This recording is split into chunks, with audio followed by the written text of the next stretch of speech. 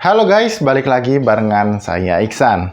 Nah, akhirnya setelah 2 minggu gunain smartphone Advan GX ini, saya mau coba ceritain nih ke kalian soal gimana pengalaman atau experience saya selama gunain smartphone lokal yang akhir-akhir ini udah bikin heboh banyak orang nih. Penasaran seperti apa? Simak terus video ini sampai habis.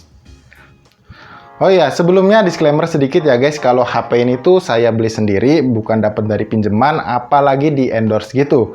Jadinya apapun yang nanti keluar dari mulut saya ini memang murni dari pengalaman saya, dan juga preferensi atau bisa dibilang ini adalah pendapat saya pribadi untuk menilai smartphone Advan GX-nya ini. Oke, pertama-tama saya bacain dulu ya sedikit soal spesifikasi dari smartphone Advan GX-nya ini.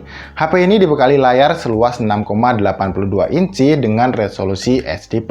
Kemudian untuk kameranya, HP ini dibekali satu buah kamera selfie beresolusi 25 megapiksel dan setup quad kamera pada bagian belakang bodinya, dimana untuk resolusi kamera utamanya ini sebesar 48 megapiksel. Kalau untuk kapasitas baterainya, HP ini sudah dibekali baterai dengan kapasitas sebesar 5200 mAh dan menurut saya ini udah tergolong besar ya untuk kapasitas baterainya. Berikutnya adalah chipset yang digunakan oleh Advan GX ini adalah chipset pabrikan dari Uni SoC dengan seri Tiger T618 yang istimewanya ini udah dengan fabrikasi sebesar 12 nanometer. Dimana chipset ini bisa disandingkan dengan chipset keluaran dari MediaTek yaitu Helio G70 atau Helio G80-nya. Sedangkan jika disandingkan dengan chipset keluaran dari Qualcomm, ini bisa setara atau sebanding dengan chipset dari Snapdragon 662-nya. Nah, kalau ngomongin soal harga, HP ini saya beli di harga 1,99 juta atau bisa dibilang 2 juta kurang 1000.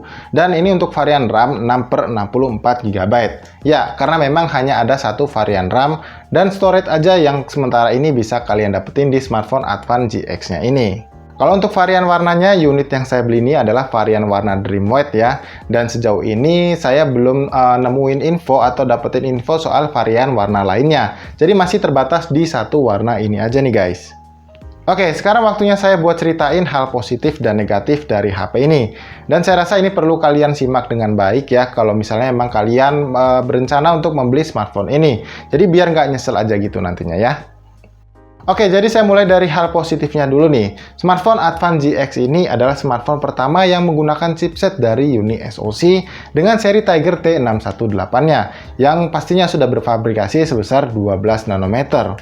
Dan bukan hanya itu aja nih guys ya, berkat chipsetnya ini, smartphone Advan GX ini jadi bisa digunakan untuk aktivitas berat, seperti misalnya untuk bermain game. Nah ini misalnya kalau kalian mau pakai buat main game Mobile Legends, settingannya bisa mentok di HFR Ultra dengan rata-rata FPS di kisaran 57 FPS. Dan kalau FPS-nya drop, ini pun hanya di kisaran 47 FPS saja. Dan feel-nya menurut saya ini udah nyaman banget ya kalau mau kalian pakai untuk bermain game Mobile Legends. Nah, kalau untuk dipakai main game PUBG Mobile, settingan grafisnya ini bisa di set ke smooth atau di balance ultranya. Sedangkan untuk settingan tertingginya ini kalian bisa set di settingan grafis di HD High aja. Dengan rata-rata FPS yang kalian bisa dapetin adalah di kisaran 29 FPS. Dan menurut saya HP ini benar-benar cukup playable ya kalau mau dipakai buat main game PUBG Mobile di settingan HD High-nya. Kemudian yang terakhir, seandainya mau kalian gunakan untuk bermain game paling berat kayak game Genshin Impact, HP ini masih sanggup dimainkan dengan cukup nyaman di settingan defaultnya yaitu lowest 30 FPS. Dengan rata-rata FPS yang bisa kalian dapetin adalah di kisaran 26 FPS. Dan kalaupun terjadi frame drop, hanya berada di kisaran 22 FPS aja nih guys. Dan ini menurut saya selama saya pakai main game ini, FPS-nya masih terbilang cukup stabil ya. Jadi kalian nggak perlu khawatir soal performa dari smartphone ini. Kalau bicara soal suhu atau temperatur bodinya selama dipakai main game tadi, saya hanya menemukan suhu maksimal atau suhu yang tertinggi ya yang tercatat di smartphone ini hanya di kisaran 44-45 derajat Celcius aja. Dan menurut saya ini belum bisa dikatakan panas ya, jadi cuma kerasa hangat aja gitu. Dan udah pasti masih cukup nyaman lah ya kalau mau kalian lanjutin buat dipakai main game lagi. Hal positif lainnya adalah soal ukuran layarnya yang menurut saya cukup luas. Jadinya kalau dipakai buat main game atau dipakai untuk kebutuhan entertainment seperti menonton film atau streaming di YouTube, ini berasa nyaman banget. View angle jadi lebih luas dan juga gambar yang terlihat jadi terlihat lebih jelas. Hal positif berikutnya adalah soal kapasitas daya baterainya yang tergolong jumbo ini. Jadinya kalau dipakai hanya untuk kebutuhan casual aja, dari pengalaman saya HP ini masih sanggup bertahan sekitar selama 2 hari. Tapi kalau dipakai penggunaan berat kayak dipakai main game, dari pengalaman saya HP ini masih sanggup bertahan sekitar 14 jam. Oh ya, untuk port pengecasannya juga udah menggunakan port USB Type-C ya. Jadi jangan khawatir kalau sewaktu-waktu kalian kelupaan untuk ngebawa kabel pengecasannya ini. Karena saya rasa akan sangat mudah untuk sekarang menemukan kabel pengecasan dengan port USB Type-C. Hal positif yang terakhir adalah dengan hadirnya smartphone Advan GX ini membuktikan kalau produk lokal seperti Advan ini juga serius untuk berinovasi dan melakukan improvement terhadap produk-produknya supaya bisa bersaing dengan brand-brand yang sudah punya nama besar seperti Xiaomi, Oppo, Infinix, dan juga kawan-kawannya. Jadi saya harap HP ini bisa jadi standar HP lokal baru dari Advan untuk kedepannya. Good job buat Advan. Nah, sekarang masuk ke bagian negatif dari HP ini. Ya, kalian pasti udah notice ya dari tadi kenapa saya nggak bahas soal kamera di bagian hal positifnya tadi. Itu karena memang kualitas kamera dari Advan GX ini masih amat sangat jauh dari kata baik. Menurut saya untuk kata cukup juga belum layak ya kalau mau disematkan di smartphone atau di kualitas kameranya smartphone Advan GX ini. Karena selama saya coba untuk ambil foto, hasil gambarnya ini benar-benar kurang tajam, detail objek berantakan, dynamic range-nya sangat kurang, tone warna yang nggak akurat, dan bahkan dalam keadaan yang cukup cahaya pun, hasil jepretan kameranya ini benar-benar kerasa kurang. Kalian beli kayak gitu, ya, minimal udah ada kamera depannya lah atau dengan kamera belakangnya. Dan kalian bisa lihat nilai sendiri ya untuk kualitas perekaman suara dari mikrofonnya si Advan GX ini seperti apa. Apakah cukup jelas terdengar atau samar-samar kayak gitu guys. Jadi kayak gini ya untuk kualitas kamera depan. Ya, jadi kayak gini ya guys kualitas kamera. Setelah ini saya akan rubah ke kamera tampaknya saya yang punya resolusi. Kamera belakang dari smartphone ini yang punya resolusi. Dan kalau saya lihat di layar ini memang untuk kualitas kamera. Jadi ini dia guys kualitas kamera belakang dari diandalkan ya Advan GX-nya yang punya resolusi saturasi warna atau tone warna yang kalau bisa dilihat ya untuk kualitas kamera dan memang kelihatannya juga kayak HP murah kamera. Cuman ya untuk sekedar ada menurut saya ini cukup aja ya guys. Yang bisa dibilang untuk saturasi warna dan juga tone warna yang dihasilkan ini nggak akurat. Apalagi kalau kita bicara soal detail objek yang ditangkap oleh kamera ini menurut saya juga cukup berantakan ya guys ya. Ya, kalian bisa lihat sendiri di sini. Nah, untuk dynamic range-nya juga ini menurut saya cukup amat sangat kurang ya guys ya. Jadi buat kalian yang mungkin mencari sebuah smartphone atau berencana beli smartphone Advan GX ini untuk mendapatkan hasil kualitas kamera yang baik, saya rasa kalian nggak bakal dapetin di smartphone Advan GX-nya ini. Dan ngomong-ngomong ini untuk fitur stabilisasi gambarnya saya matikan ya, karena saya tadi udah coba untuk mengaktifkan fitur stabilisasi gambarnya justru malah kerasa banyak guncangan ya guys ya, artinya banyak jitter atau kayak ada motion blur gitu guys, jadi nggak smooth hasilnya. Jadi di sini saya matiin aja dan ini di resolusi 1080p. Kalau yang tadi di kamera depannya itu saya pasang di resolusi 720p ya, karena nggak bisa di Full HD-nya kayak gitu guys. Dan kalian bisa nilai sendiri juga untuk penangkapan suara dari mikrofonnya si smartphone Advan GX ini seperti apa. Apakah cukup jelas atau samar-samar guys ya. Nah, oke, jadi saya rasa kayak gini aja ya guys. Sampel video untuk smartphone Advan GX-nya. Oke, hal negatif berikutnya adalah soal sensitivitas dan kualitas dari layar Advan GX ini.